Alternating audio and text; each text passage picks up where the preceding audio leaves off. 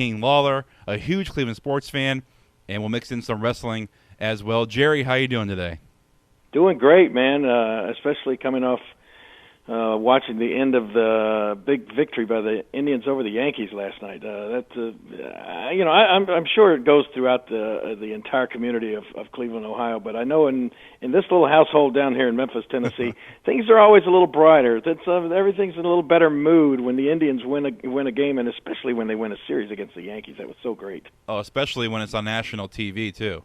Yes, exactly. I mean, it's the Indians are on the fence about being for real or are they pretenders, but it's always good to beat the Yankees on national TV in front of a national audience and kind of put the people to rest. Like, oh, the Indians are not for real, but hey, beat the Yankees on national TV, and ESPN, say what you want. They always love to run that Cleveland misery montage.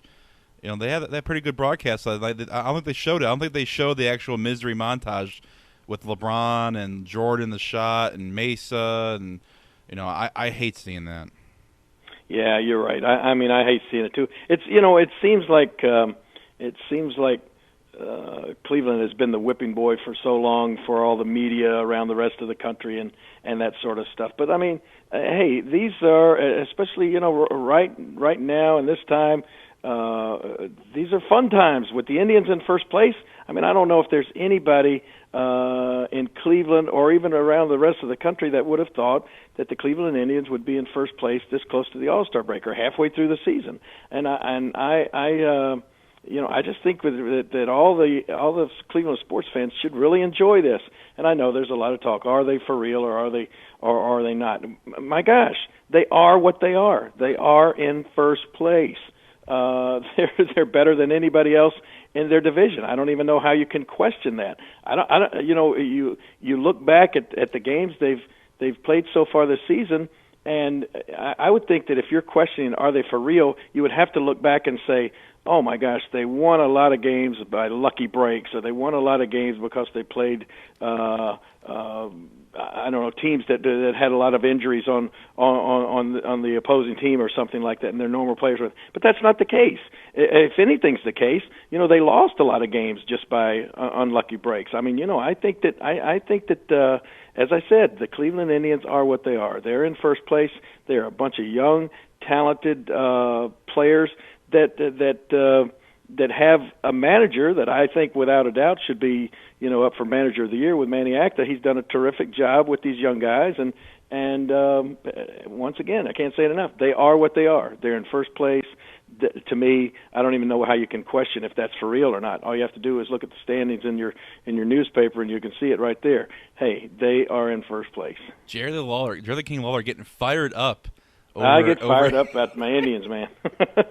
Yeah, it's and they have a lot of injuries too. A lot, Chu is out. Hafner has been out, and they didn't play with Hafner for the whole interleague because you can't play first base, and he was used sparingly throughout the 9 games around the road. So a lot of and Sizemore as well. With the injuries, I mean, it's a So that's why that's what I'm talking about. Yeah. Cleveland hasn't had any lucky breaks go their way. They've had a lot of bad luck, and for them to still make it through that kind of adversity and still be in first place, to me, that's as real as it gets. I every now and then I check in with my buddy Travis. I sent him a text this morning just to let him know, hey, I'm watching you guys every night, and you're doing awesome. And, he sent me a text right back that said, hey, it's good to be back and playing. And he said, it's always good to beat the Yankees. And man, that says it all right there. I mean, these guys should be on such an emotional high right now. What's that, the first time since 2005 that the Indians have taken a series against the superstar loaded New York Yankee team? I mean, that's something to be proud of, and that's something to celebrate. That's something that all Cleveland sports fans should be happy. I mean, they should be tickled with. Oh, definitely. I mean, especially with the Cavaliers not playing well, and there are no Browns to talk about. If the Indians do not contend late in September, we should be able to enjoy what's happening right now. Live in the moment. There you go, man. Yeah. Live in the moment, because tomorrow is a promise to no one. So, enjoy what's happening right now. I mean, I know I am. I'm just really excited about it. You know, I down here in Memphis, as I said before, you know, I got the baseball package, and then I got the on my DirecTV, and then I got, of course, the Sports Time Ohio that I get to, you know, keep up with Bruce Drennan and The Last Call with Chuck, and you know, I watch all of that stuff that I have a chance to, and it's sometimes I get really dismayed that when you hear these fans that live right there in Cleveland call in and still, at this point in the season, are still non-believers. It's just amazing to me, you know. But I guess there are just some people out there that you know, they say misery loves company, and they don't. I think sometimes there are people that just don't want to be happy. And also, I mean, this is the first year in a long time that Indians could possibly be a buyer, so to speak, in the trading deadline, not selling their good players, but actually trying to trade to get some more pieces so they can make the playoff push and even be a better team. Well, exactly, and I agree. But you know what? I just really like the makeup of this team as it is. I mean, you know, there's an old saying that says, if it's not broke, don't fix it. And right now, it's not broke if you're in first place. So I mean, you know, if you've got the best record in your division and everybody else is looking up at you, it's not broke. So you know, I hope they don't go out and do anything drastic, because I really like the makeup of this team. I mean, these young guys, Chisenhall and all of these young guys that are just starting to break through the surface. Gosh, I just think this is a really good makeup for the team. Now, do you get a lot of? I mean, I'm sure you get heckled on the road and wrestling. Does anybody use that? They go, "Oh, you're a Cleveland sports fan. You know, you're a fan of the Indians. Why are you a fan of those losers?" Do you ever used to get that, or still get it now? No, you know what? I really don't get it from the fans. I get a respect thing. I mean, I think most of our WWE fans almost respect the fact that somebody is a loyal fan, and not a front runner, right. Not somebody that has wavered around and changed teams over the years just because they weren't doing well. I think people realize that I've been a Cleveland sports fan since my childhood, and so they respect that, and I respect that as well in other cities that I go to. Even when I go to Pittsburgh, even when the WWE is in Pittsburgh, the people there, I mean, they know without a doubt, because I mean, when I wrestled sometimes in the past in Pittsburgh for the WWE, I've worn complete Cleveland Browns colors and outfits and that sort of thing, but still, it's not a thing that they heckle me over or get down on me over at all. I mean, it's just but I do have a couple of coworkers. I have a couple of coworkers in the WWE. One that is a huge Yankees fan. Man, I made a point to call him last night after the. Who is that? After the thing. Well, he's Mark Carano is his name's Mark Carano. He's in the talent relations department. And then Michael Cole, of course. Michael Cole is a huge. He's a huge New York Mets fan. So we don't clash that much, since it's American League and National League. But he always tries to poke fun at me if the Indians lose. I'll get a text from him or something like that. So I made sure to. It was funny though. He sent me a text after the Indians won the first game of this series against the Yankees, and he was actually somewhere. I don't know if he may have been drinking a little too much or something. He was actually in New York, but he was happy that the Indians had beaten the Yankees. He loves the Mets, but he hates the Yankees. So there's some a little bit of fun rivalries, but actually there are a few, as I said. A few guys, of course, The Miz. I mean, The Miz is a huge Cleveland sports fan, being from Cleveland, mm-hmm. and I think that it's all set up that The Miz is going to throw out the first pitch at the Indians game, I believe, on the 22nd of this month. That's for the White Sox. That's a Friday. Yeah, White Sox. He'll be. Well, no. Then I got the wrong date. It's definitely a Tuesday. Okay. Yeah. And I think it's against the Angels.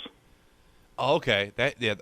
Geez, I can't remember the date for that, but I know the 22nd is a Friday, and that's the White Well, Sox. then that's the wrong date. You're right. That's the wrong date. I'm thinking of the 22nd is that date's fresh in my mind because they're showing the movie The Memphis Heat here in Memphis at the Orpheum Theater that I have to attend. That's why that date's in my mind. No, it's the week. It's on the Tuesday before that.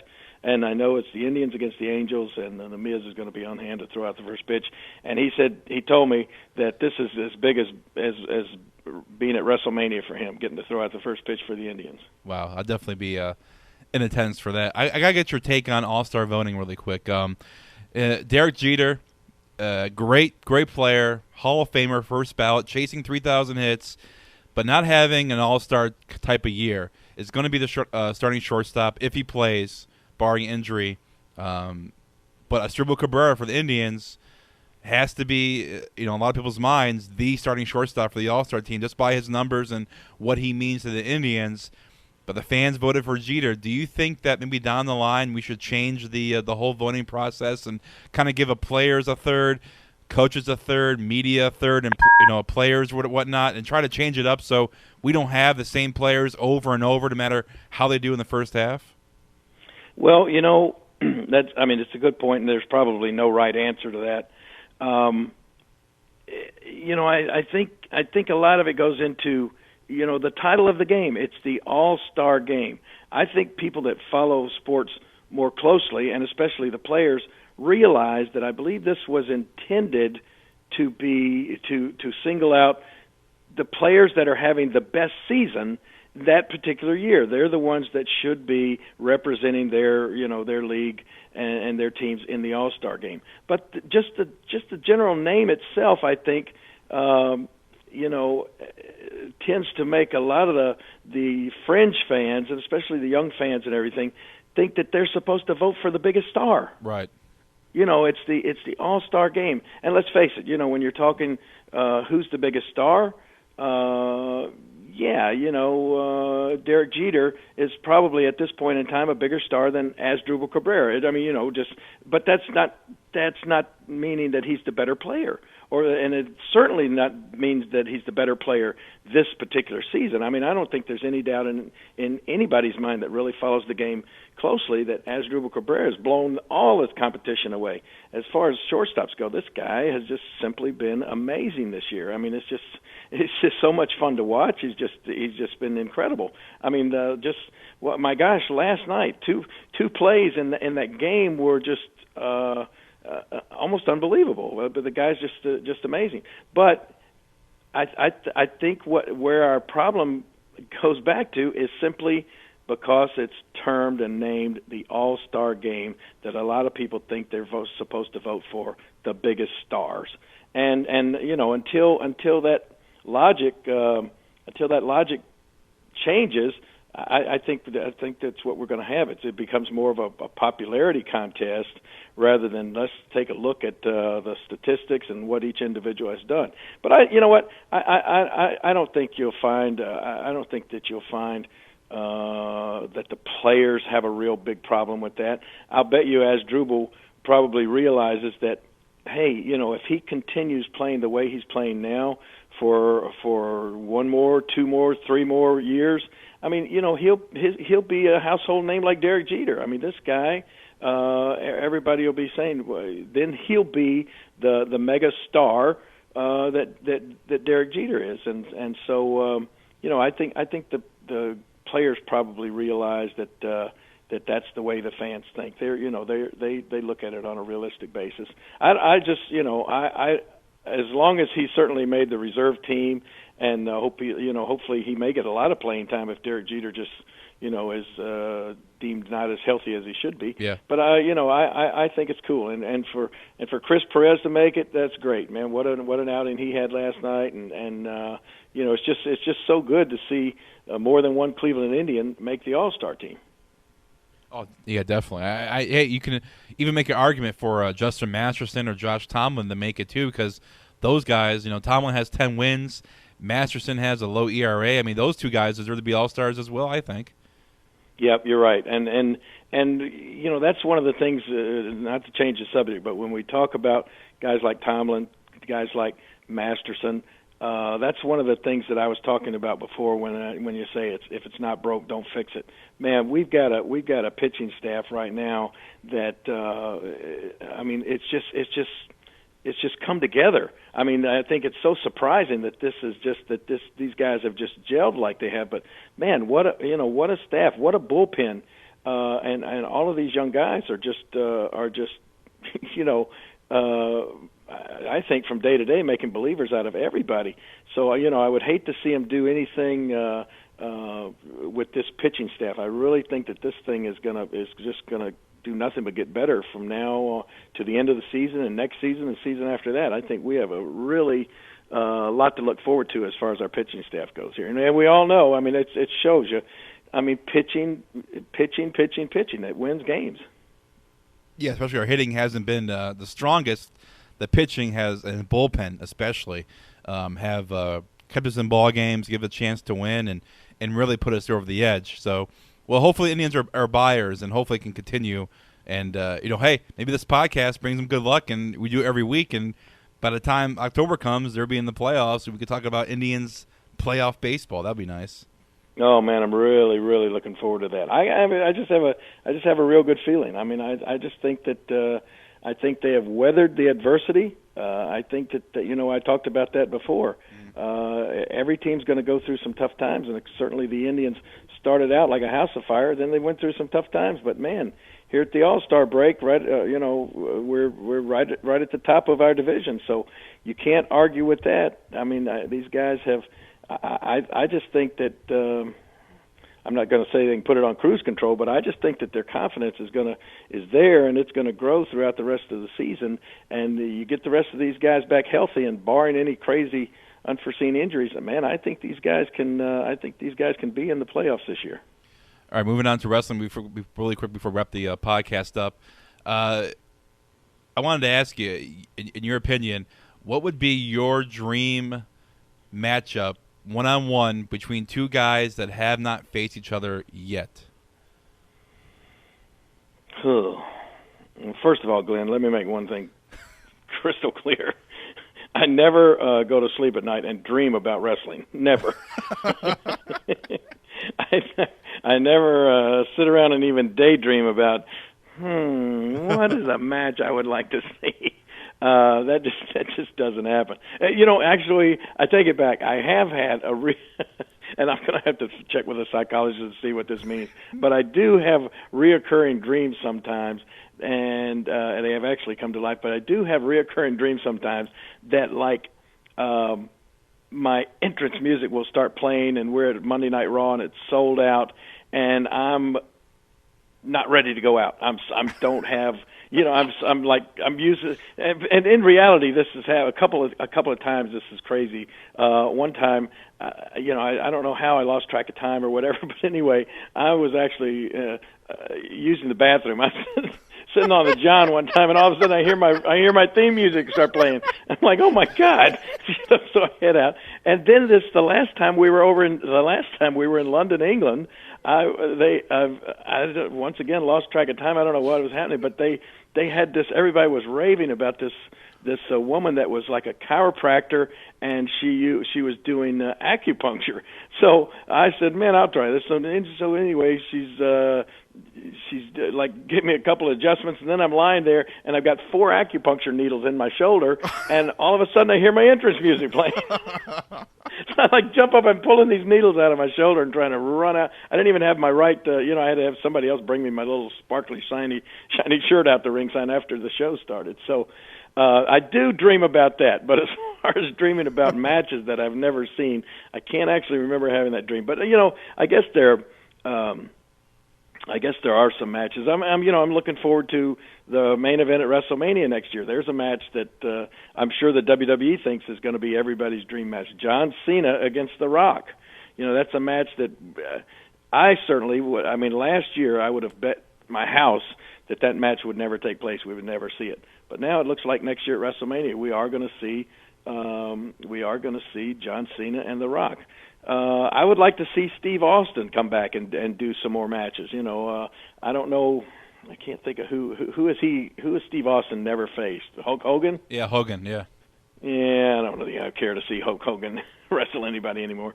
I mean, not only because Hulk's kind of he's had such physical injuries and that sort of thing, and operations and the back problems and stuff like that. I mean, that would be a match that if you could have seen those two guys in their prime go against each other, that would have been great. But Hulk right now is in no physical condition to be even in the ring anymore, I don't think. But if you want to see those kind of matches, you can always get the WWE AllStars video game, because that's what that's all about. It's and you can do those matches yourself. That's all about the matches that you can have Andre the Giant go against John Cena and that kind of thing. Which that would, if you could make matches like seeing matches of these guys in their prime. That would be so cool, but that's not going to happen. So I think that The Rock against John Cena is probably as close to something like that, a dream match, as we're going to see. All right, Jerry, I really appreciate you doing the podcast. Anything you want to say before we wrap it up? Go Indians, man! Keep on going. Need to be in first place at the All-Star break. All right, I'm working on that Cleveland Crush lingerie football thing for you too. Oh, hey, I just had I just had an email this morning from a young lady that I met in Chicago, and she's playing in the lingerie league herself. And she said that she met me at a comic convention in Chicago, and she wants to now pursue. She's going to come and meet me in Hampton, Virginia, at a show, and she wants to pursue, getting into the WWE and becoming a diva. Yeah. But yeah, she sent me some pictures. Her name is Danielle, and she sent me some pictures of herself performing in the lingerie league. She looks like definite diva material to me. So I may have some more news to tell you on that in our next podcast. All right, great. Yeah, thanks, Jerry. Look forward to next week. All right, man.